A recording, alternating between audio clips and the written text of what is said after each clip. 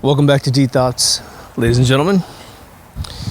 This is going to be the second version of this same exact show I've recorded because my audio on the first version was all fuzzy. So I would talk and it sounded like someone was ruffling papers on top of me, which was really strange.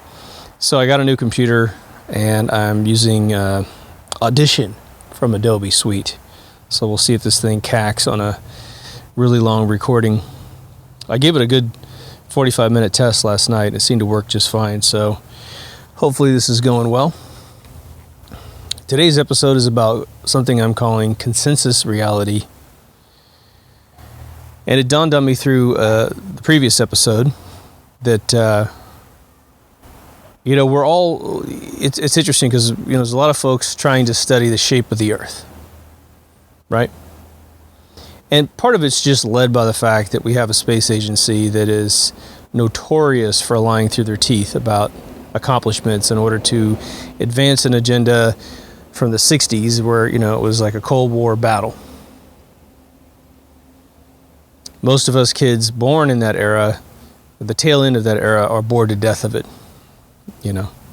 Get over your Ruski hating bullshit and let's move on with life. And let's admit what we've done and what we haven't done so we can really do what we need to do. So what would consensus reality be? Well, I'm not the first person to suggest this by any stretch of the means. We all have consciousness. And this is something that science absolutely struggles with. They'll just blatantly say to you they know exactly what it is and they've got nothing. Really. But egos prevail most of the time, right?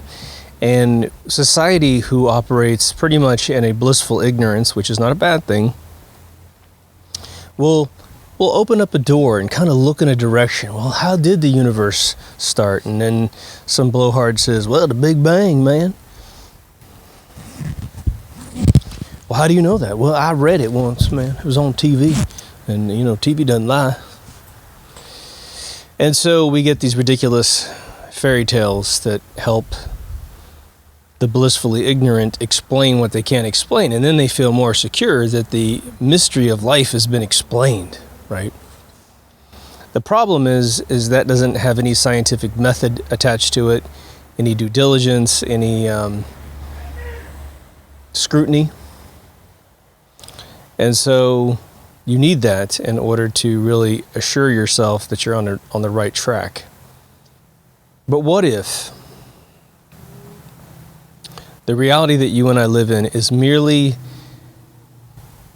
a set of realizations, inventions, decisions to acknowledge what we see today that started way back before we had any semblance of a universe. We conceived of the fabric that would create a reality, and therefore it exists. Who knows if we have to exert effort to make it exist, right? We're not necessarily thinking about every single ethereal particle in the universe.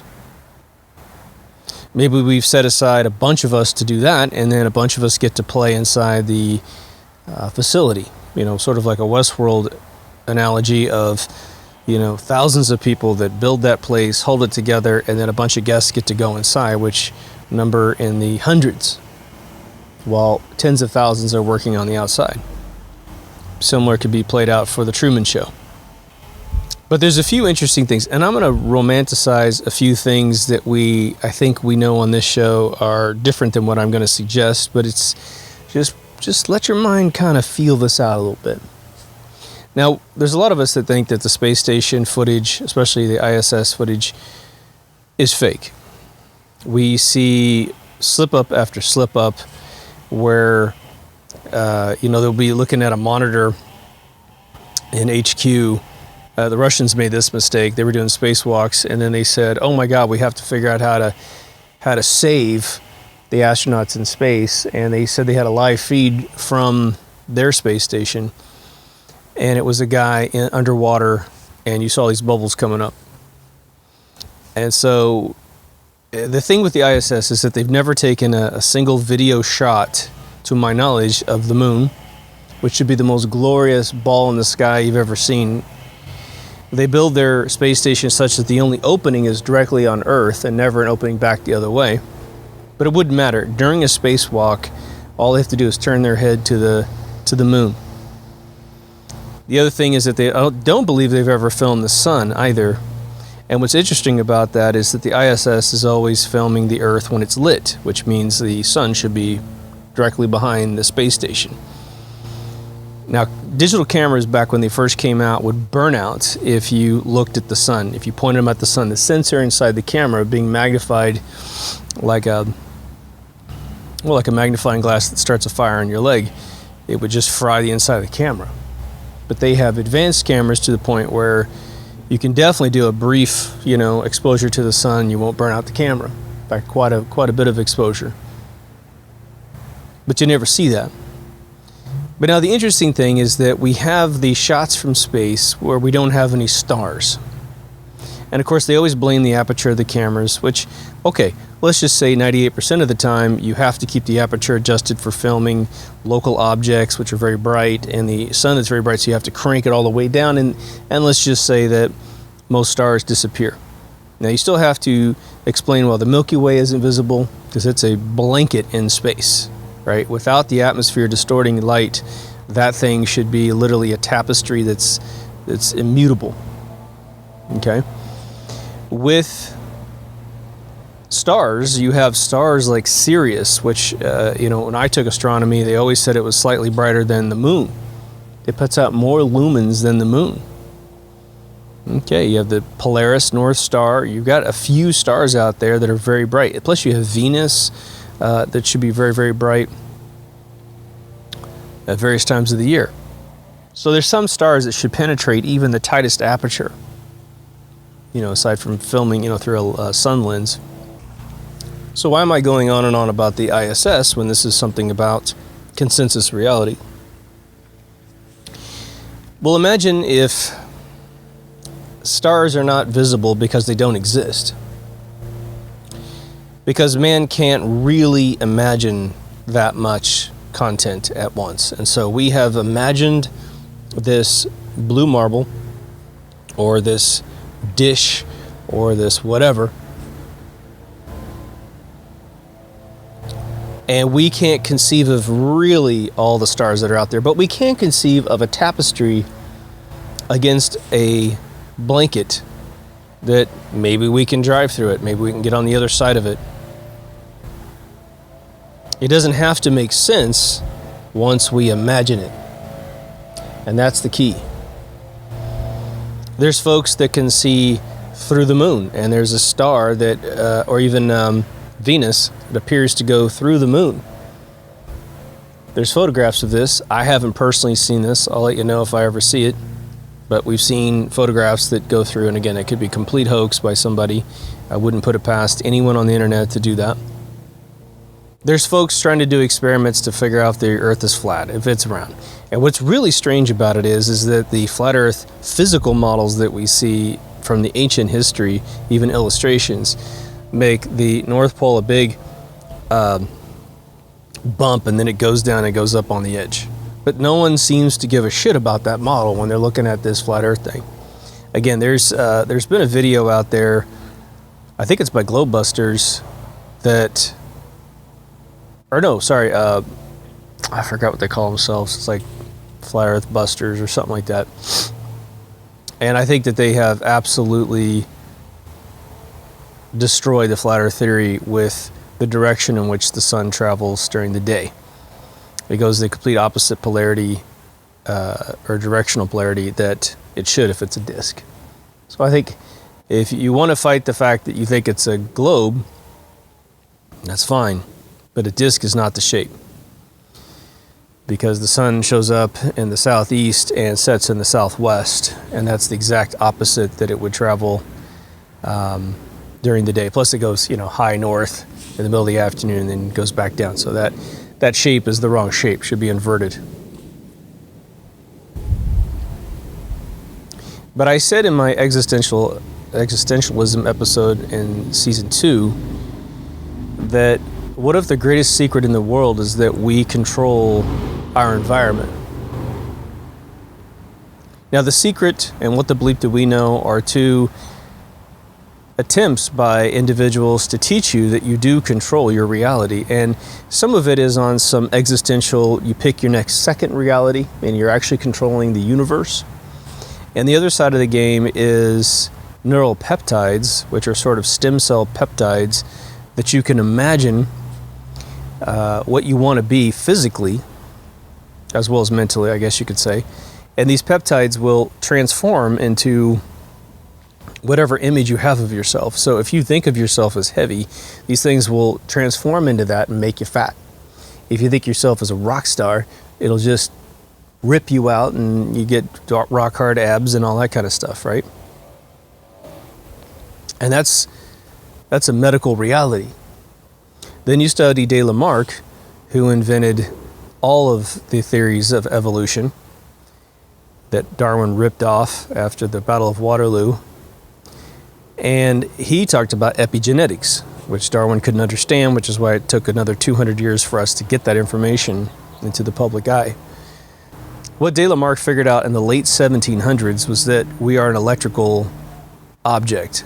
Human construct is electrical, and that when we think, we create electrical patterns that then communicate with the membranes of our cells, which then communicate with the interiors of our cells, and thus evolve ourselves during our own lifetime.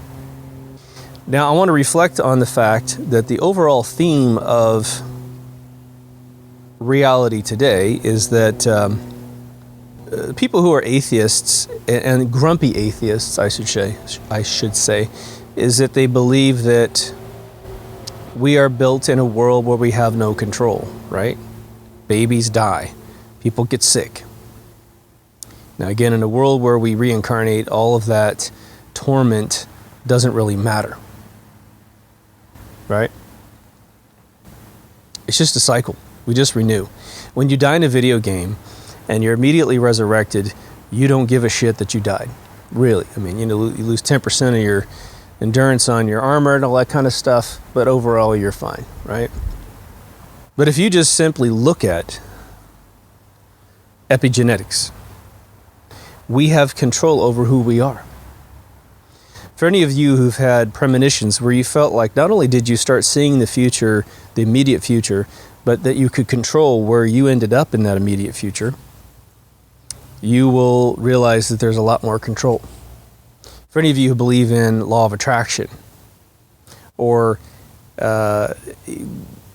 just when you're about to crash and burn, however that's defined, emotionally, financially, whatever, and somebody comes by and saves your ass. It always seems to occur. Well, then you've noticed that the universe has a few fail-safes that will keep you eating and keep you sheltered. So we have, I think, a preponderance of evidence that we have control over this universe. Tiny things. And the only difference between you believing in this control and experiencing the control and the beauty of that control is your belief that you can. For anyone who's really benefited from law of attraction, you will roll your eyes when someone tells you it's deterministic, that you have no choice and it's all written in a book of blah, blah, blah by God. I guarantee you, God having it all figured out, if you're an omnipotent creator of this universe and you've got it all figured out, there's no reason for you to exist. There's no reason for any of us to exist either.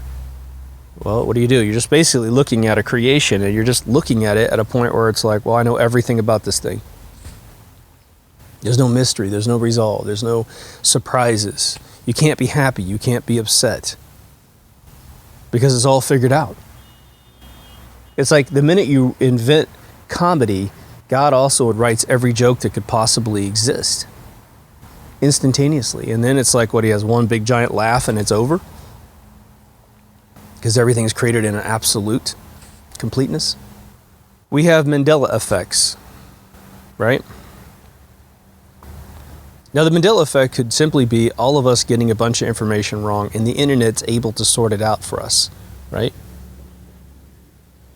It is very strange that Interview with the Vampire or Interview with a Vampire, you know, the author got it wrong for a decade.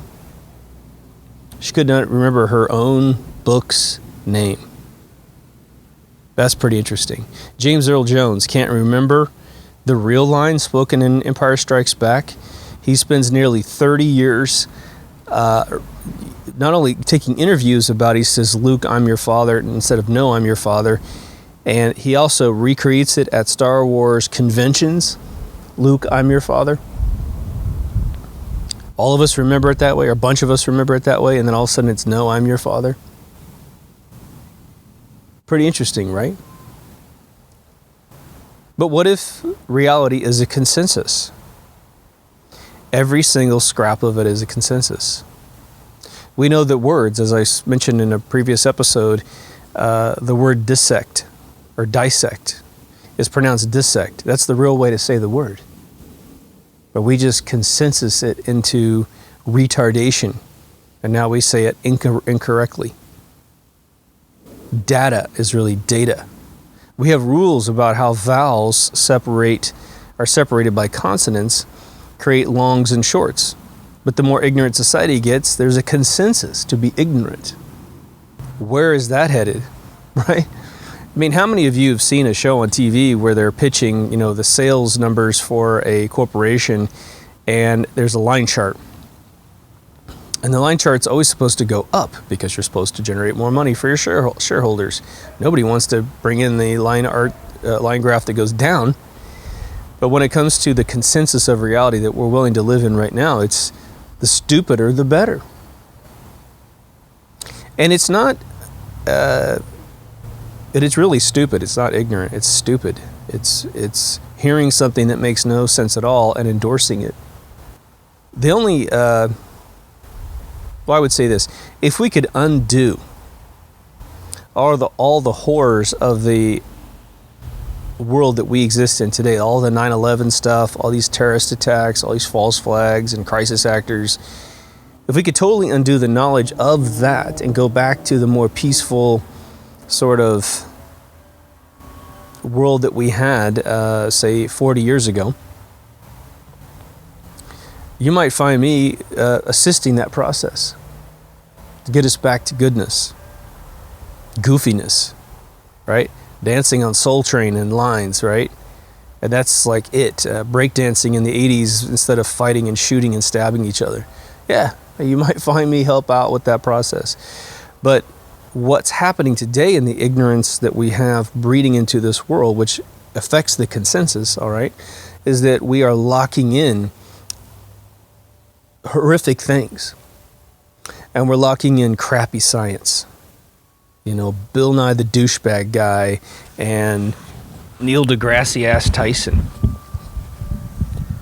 These two guys are looking at the age discrimination curve that happens at their age, and they found a sweet job.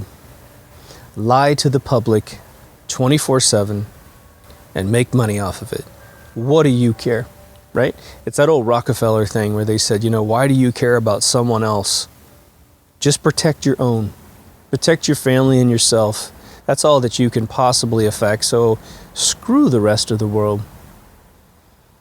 And that, of course, is spoken out of a mind of complete ignorance, which when playing chess might be able to conceive of 2 moves ahead.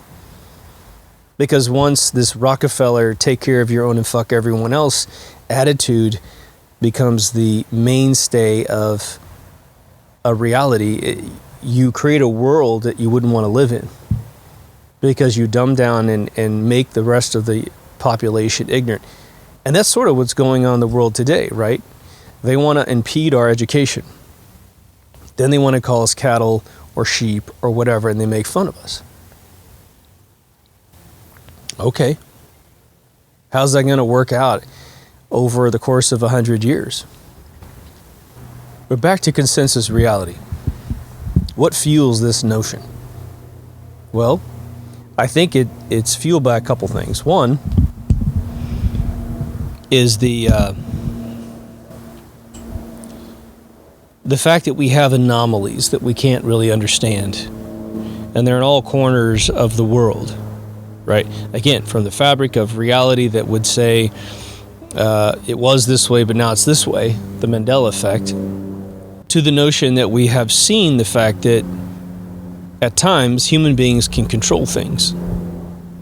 Again, I'm going to repeat something I said in season 1 and 2, which is that, and this is going to make some of you roll your eyes, but stay with me and hopefully understand that I'm not going to throw this out there and some pay attention to me, give me all this attention because I'm so fragile. I need your edification. Back in the 90s, when I started working, full-time at, I should say, a lot at Electronic Arts, my buddies and I would role-play Dungeons and Dragons and a system called Champions. And we did some Shadowrun too. But here I am in this room with the best game designers on planet Earth. We have like a bank president in there, a female bank president, and another guy who's a big designer. It's just some pretty intellectual people in the room. And my buddies were able to create storylines that we would crawl into and believe. And for those of you who don't know how this works, you sit in a room for 4 to 6 hours, pizzas are delivered, you have your die, and you listen to a guy tell you what's happening, you make choices, you roll dice to figure out how it works. It's the crazy die, a tetrahedron, dice, 12-sided die, 10-sided die, all that kind of stuff, and you figure out what your odds are. And there's a moment, it happened to me twice, just twice, where the story got so rich and so intense that I was rolling this 20-sided die. So you have to break down the odds. I've got a 1 in 20 of rolling a 20. It's got literally 1 through 20 on the die. If you roll 1 in Dungeons & Dragons, you fumble your weapon, or you have to roll to save your weapon. Most of the time you break your weapon. I mean, it's just bad. But when you roll a 20, you get double damage.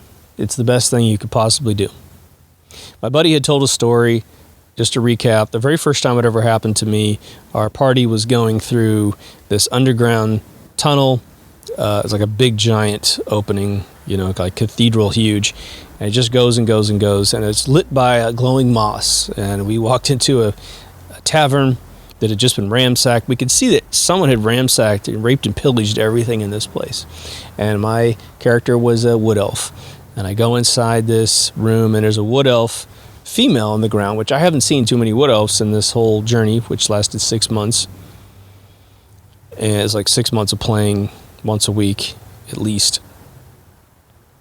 And this wood elf female is on the ground, and he describes how she was raped and murdered. It was graphic to the absolute maximum of graphic. And he did such an amazing job that all of us sort of felt awful in the room, because we're adopting this as reality, right? Which is the fun of role-playing. By the way, it makes you a great screenwriter too. And so I'm pissed. I'm really pissed off, and we keep going down this river that goes down the center of this thing. That's how we move. And all of a sudden we bump into, I believe, it was like some orcs.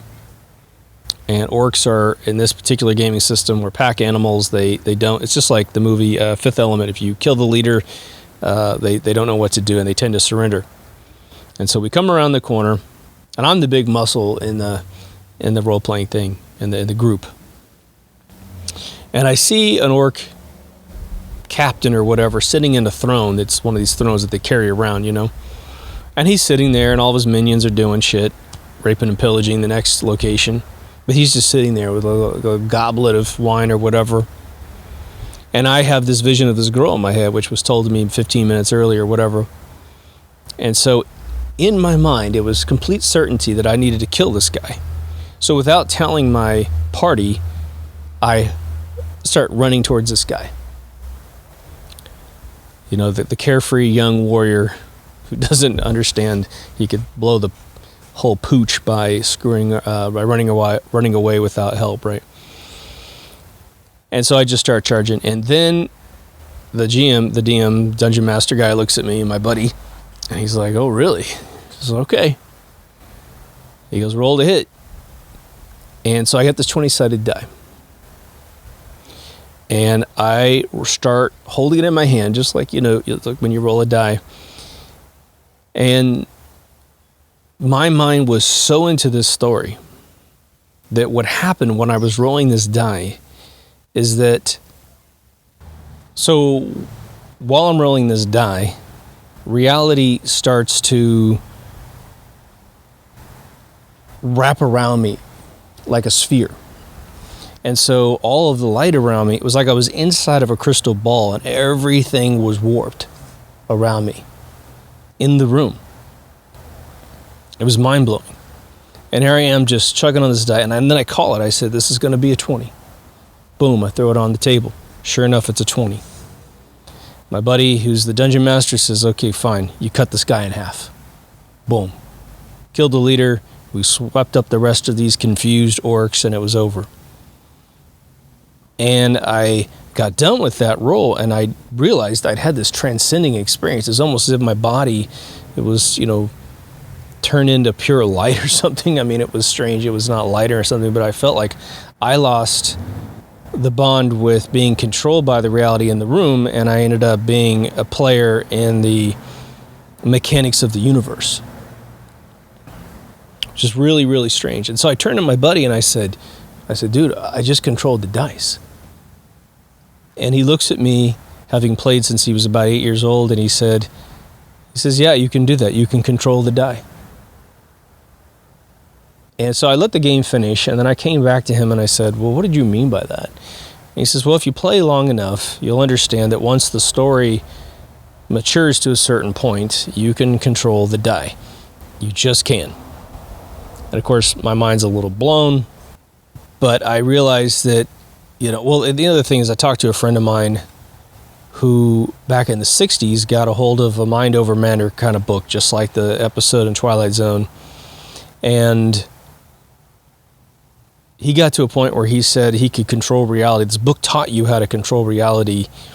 And he said he got so good at it that he got terrified that he was responsible for whatever happened. And he goes, at one point he came to a four-way intersection and he felt the responsibility of controlling all the vehicles through the intersection such that no one got hurt.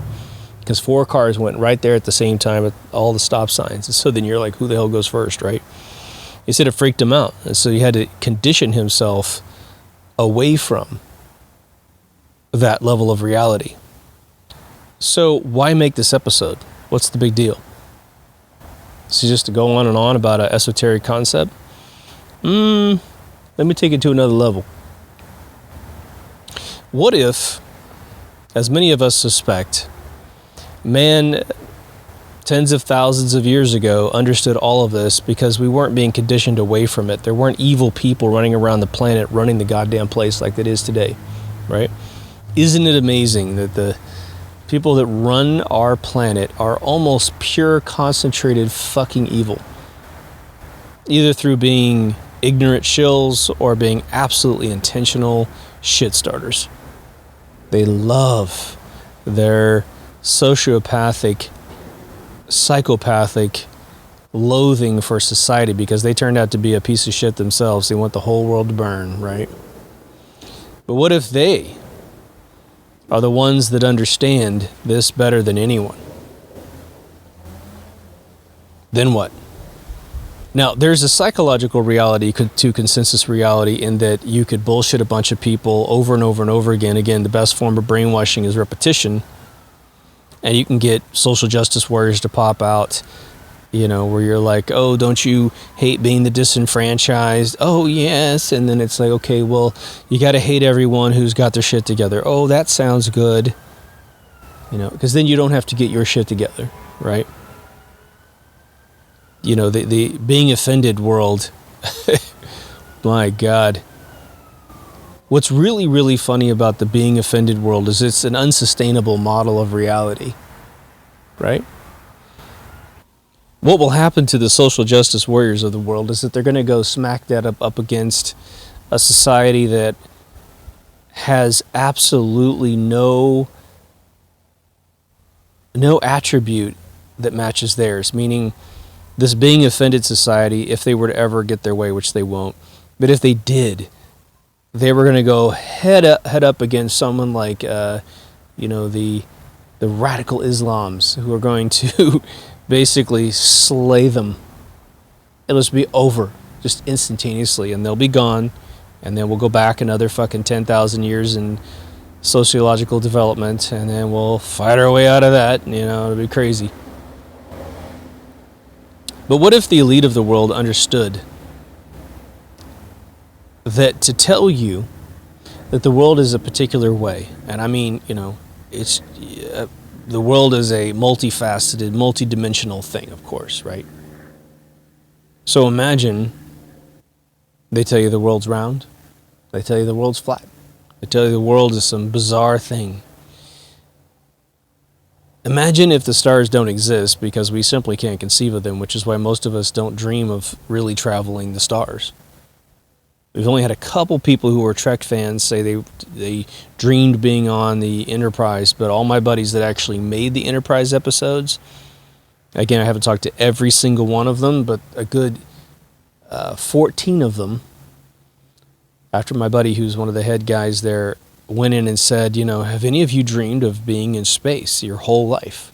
And they all said no. And he's like, holy shit, this is wild. How is it that we imagine reality, but we can't seem to imagine it when we go to bed? And then at that stage, imagine this, and this is what I don't understand. Again, I'm playing tongue-in-cheek just a little bit, but imagine if NASA, traveling in low orbit, gets up there and realizes it's a blank canvas up there. It's almost disturbingly black, right? And there's electrical cosmologists that say you can't see the stars because it doesn't bounce through the atmosphere. I kind of find that to be potentially true, but guess what? I have liquid inside my eyeballs that behave like an atmosphere. It should be that when photons bounce inside my eyeball, it's a physical reality that it disturbs the rods and cones in my eyes and gives me sight of the star. The fact that I need somehow it to, bounce through and refract through an atmosphere for me to see seems like a bunch of bullshit, right? Staring at the goddamn sun in space should be blinding, right? But let's just say they get up there and there's nothing. They go down below and there's stars and there's a moon and a sun. They don't even understand where the hell it comes from. They're like, well, it's there, but when we go over this atmosphere, we don't see it anymore, but it's there, and somehow the Earth is lit, right? But for whatever reason, we can't see it when we're up there. And so NASA thinks to themselves, well, geez, what is this reality? And someone whispers to them, well, it's because we are conceiving of reality and we can't conceive of stars. I mean, we can put them in a nice Newt pattern up there, but we can't really envision Mars, Venus. We can conceive of a few planets, but maybe NASA is an organization that's turned into an organization that says, dream, humans, dream, think of something bigger. And all the Star Trek episodes have this really hidden subtext of dream about planets, dream about stuff. Every sci-fi thing that's space travel is dream of this reality, people, so we can get off this planet and have a good time. The religious people want to believe the Earth is at the center of the universe. Well, that's kind of cool. Maybe it's only at the center of the universe because we are the only thing that has created reality. Now, for those of us who want to grow out of our narcissistic tensions of being the supreme being in the universe, and we want to dumb ourselves down to poor humans and there's all these better aliens out there, I understand why they fight that.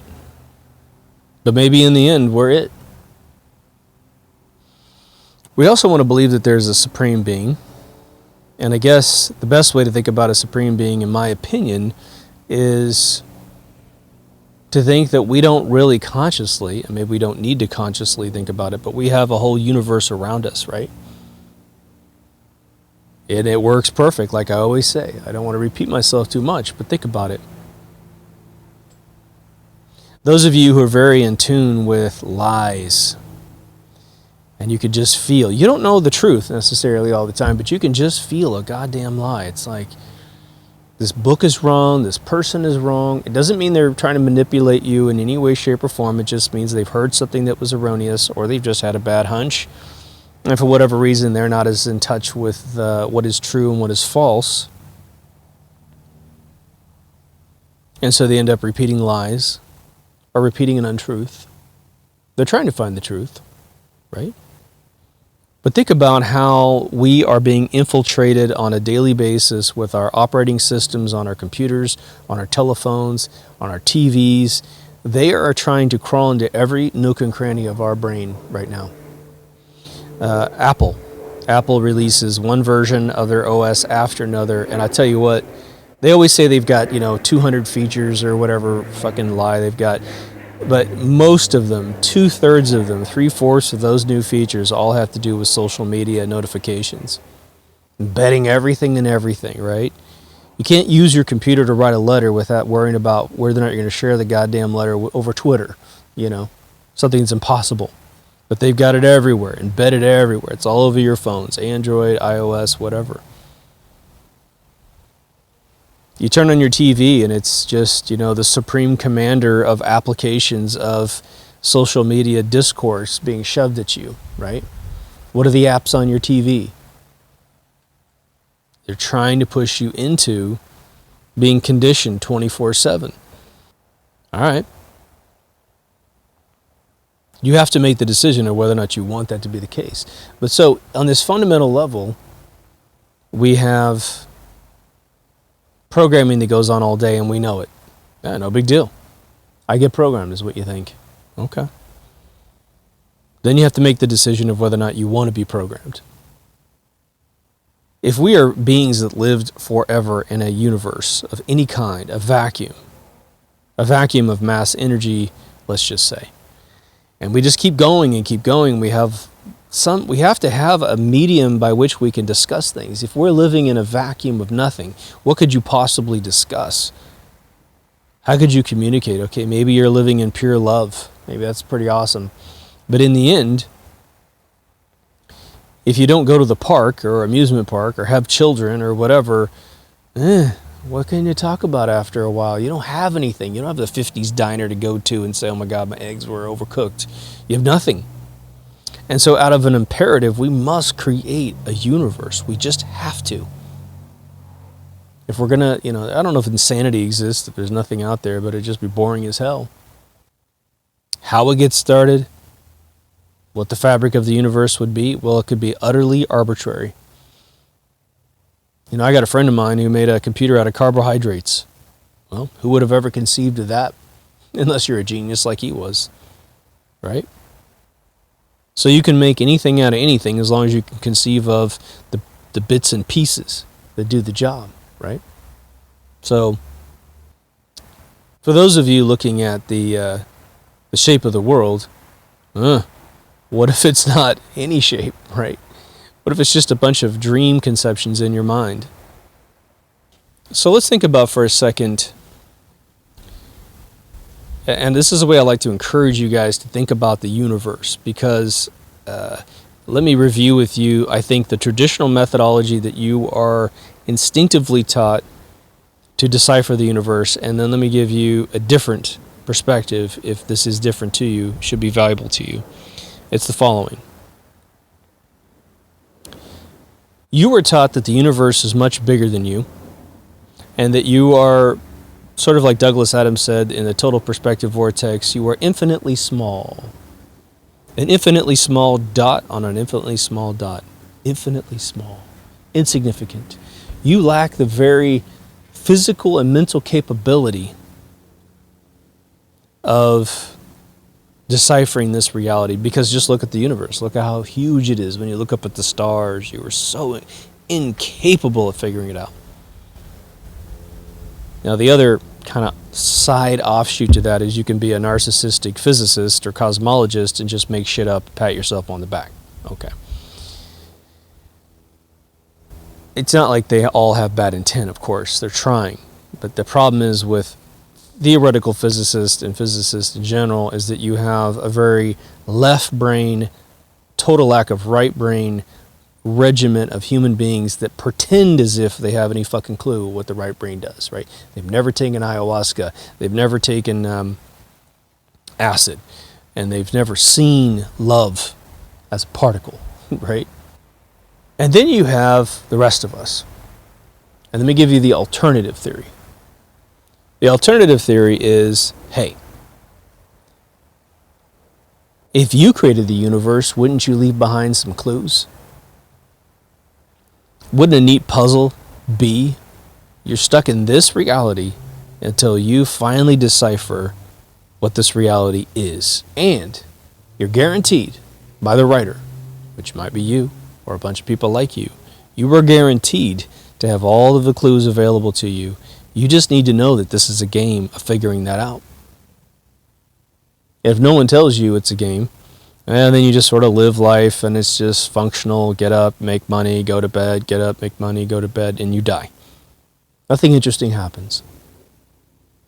But the second that you say, okay, well, you know what, I am interested in how this world's put together. It seems to own me and I don't like that.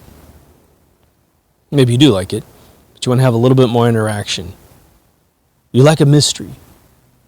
I want you to realize that it might just be that you have 100% of the clues. Now, based on your academic background, you may be ready for some clues. In fact, I think it's probably a split between the two. I wouldn't worry about, aerospace knowledge and, super duper physics and various divisions of, QED stuff. It might be that a child is only capable of seeing certain clues because they're not indoctrinated yet away from that truth. And so the more childlike you remain and the more open-minded you remain, you might end up being the most knowledgeable about the universe. But I want you to approach it from the standpoint that you are a soul in this universe and you are merely observing it as a participant in its creation. You could view it from a perspective of you are God, and you need to do something about this vacuum in space, vacuum of purpose, or view yourself as one of many like you that is sitting in the void. And it's up to you to figure out how you're going to run the day, right? Well, we should probably create something. You want to make a game? Yeah, sure. Well, what do you think? And you create Parcheesi a couple times and some hearts and spades and poker and blackjack, and then you're kind of like, Jesus, this numeric thing's pretty cool. It's pretty fun, but how about it? Let's figure out a different way to exist. And someone goes, yeah, awesome. What do you mean? Well, I have invented this idea called touch. What is that? I don't know. Let me try this out. Okay, hop inside this little robot that I call Human, and I'll jump in mine, and then I'll touch you. Okay, great. You jump inside, and they touch. Oh my God, what a wild sensation.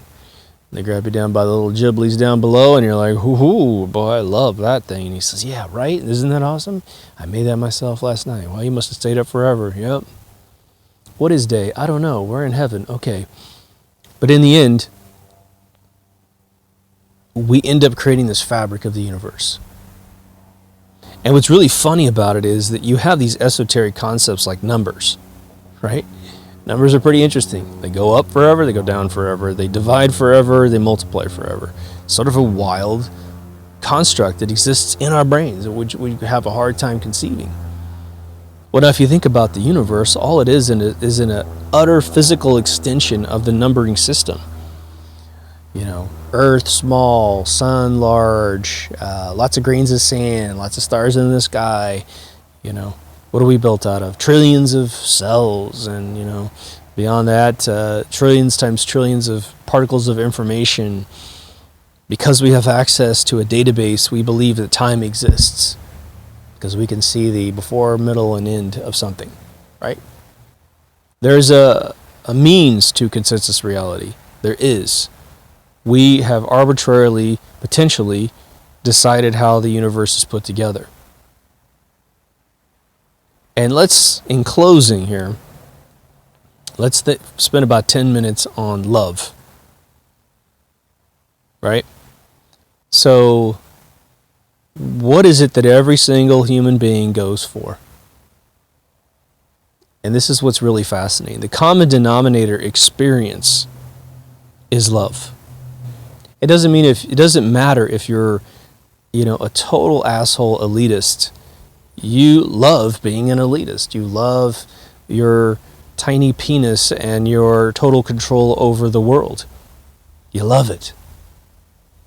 You love getting back at society because when you were little, you were awkward, and you're now going to punish the world for it. I mean, that's the most extreme that we would say they have no love in their heart. They're godless people. I would disagree with you. But in the end, the normal human being, the healthy human being, which is probably 99% of the universe, or at least, when I say universe, I mean Earth, we're going through the normal ups and downs of love. You have your interpersonal relationships that are your family sector, and you have love there. You have love with your spouse, with your children, with your family members. Before that, you have your love within yourself. Can you dig looking in the mirror? You're not perfect, but you're working on it. And then you have your job. What are you doing to live? So there's that as well. Love is in there because it provides a bunch of feedback, which is, on one level, love is a feedback of your own evaluation of things, of yourself, of your family, of how well you've done. And then love turns into purpose, which is your drive. Why do you exist? But isn't it interesting that it's the one unifying factor about this entire world? A lot of folks will say God is love and love is God. Well, it's a different way of saying the universe is love and love is the universe. So, with that knowledge in mind, again, why do you turn on a television show? Because you love it. Or you want to love it. You're trying to love it. Why do you go eat at a particular restaurant over another restaurant? Because you like this one better than that one. Why do you play a particular song when you're driving fast down the highway or cruising on a boat in Havasu at 114 degrees in August? Because you love it. You love it all. It is your absolute unifying force. So we have to, that's just a clue, right? That's a clue to how this universe was created. Because as human beings, that's what motivates us, right? Same thing goes for every single conscious creature that we can look at. Now, who knows what plants think? They don't have any eyes or legs, so they're supposedly stupid, crazy. But these are the little fabrics of clues that we can start pulling the thread out of the sweater to get what we need. So when people say, oh my God, I cannot believe in God because children suffer. Okay. So in all other cases in the universe, love is at the very core of the design principle of how every single life form behaves. But supposedly, that whole thing came out of nothing, right? It's the atheist Big Bang, right? Love just was invented at the singularity, right? Everything that lives operates off of a preference. You go over to creationism, and again, it doesn't have to be Jesus Christ and all this other stuff. It just means that a bunch of beings or one being work together to create the reality that we have. It was a driving force. When you make a movie, when you write a film, there's something called the controlling idea. And it is the overall arc of why tell this story at all? What's the purpose? What's the moral of the story that I'm supposed to get out of this story? It could be something like good always triumphs over evil. But the story, you look at the story, and they never say good, they never say evil, there's no God, there's no devil in the story. But in the end, that story's about good always prevails over evil. Or crime doesn't pay, right? There is a controlling idea to the creation of the universe, I assure you. And I'm going to say, because you have consciousness, You are, or have been, or are right now, a participant in the creation of this universe. If nothing else, just like the Bistro and Hitchhiker's Guide to the Galaxy, you are an integral part of the computer that is performing this program. You know, you think about computers and they have all this memory inside and it's doing all kinds of wild instructions. Well, you're one of those people. You're a participant in this gigantic program. So in some view, in some existential view of the universe, you can see the proof in the pudding of this particular episode's assertion of consensus reality. If you could get a bunch of humans to move in a particular direction, you would control the way that this universe is perceived. I mean, what if you could throw a party and everybody came? The whole world came to your party. And then you played a particular song to them or read them a story that everyone could understand with their little, Babel fish in their ear. They get it, and they all become different. They all become more peaceful, perhaps. We see the unification of mankind for the first time in frickin' reality. That's consensus reality. It's not going to happen, most likely, but if you could do it, if you could fly everybody or teleport everyone to a single location, and you had the best story in the world ready for them to hear, you would definitely create more of a consensus in this world. You would. And it would probably be based on a story of loving each other. I think your homework from this episode would be, give this some thought. I want you to study your past. For those of you with pretty good memories of what's happened to you in your life, study your past and see if there's any moment when you believe you've controlled reality a little bit, if not just absolute. Think about the times when your life was really great, and think about your state of mind when life was great. Were you optimistic about the world and then life was great? It's probably not that you were pessimistic about the world and life was great. That probably didn't happen. So in one way, you had a consensus about your reality that was positive and stuff just couldn't go wrong, right? You just threw the dart with your eyes closed and it was straight bullseye, right? It's funny, that analogy I want to share with you. I was playing, I think it's called cricket, with darts, and with this psychologist. And we're playing darts, and he hit a bullseye, just right down the center of this thing. And I remember having a similar thing with the die that I was going to hit the bullseye as well, and I threw my dart directly into the back of his dart. So the pinpoint of my dart went right down the center of the barrel of his dart, splitting it. And he flipped out. He just said, "Oh my God." He pulled it out of the board, took it in and showed his wife. And he said, "Look at this, man." I've also won a lot of contests by thinking I was going to win. Crazy. They talk about this all the time. I've had it happen to me several times. So I want you to think about in your past when this kind of stuff has occurred to you. Then I want you to try to comb your reality for clues that you might have control over reality at one particular time. If you could share it in the comments, it'd be awesome.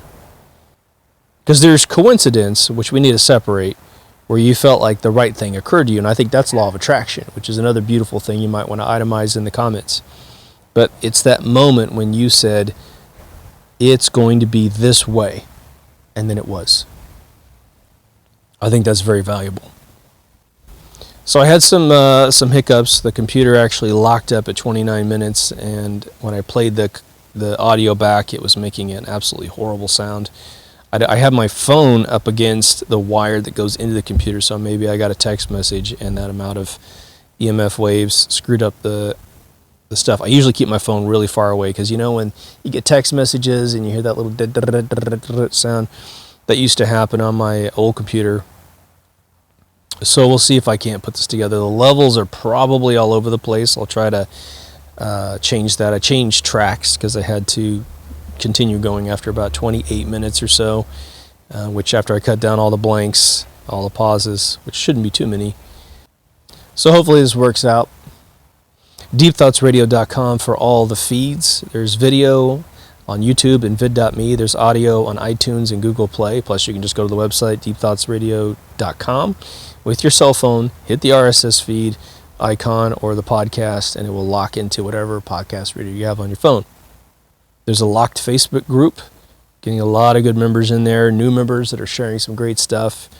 Again, I just grant permission for posts to go on that page. I'm not personally controlling, a fair and balanced thing, right? So if a lot of flat earth things come through and I grant those, don't think I personally have some leniency towards that. I'm cutting out everybody who's the other way. I just push it in there. So just know that's how it works. But anyway, take care of yourself and someone else, and I'll see you in the next Deep Thoughts. Over now.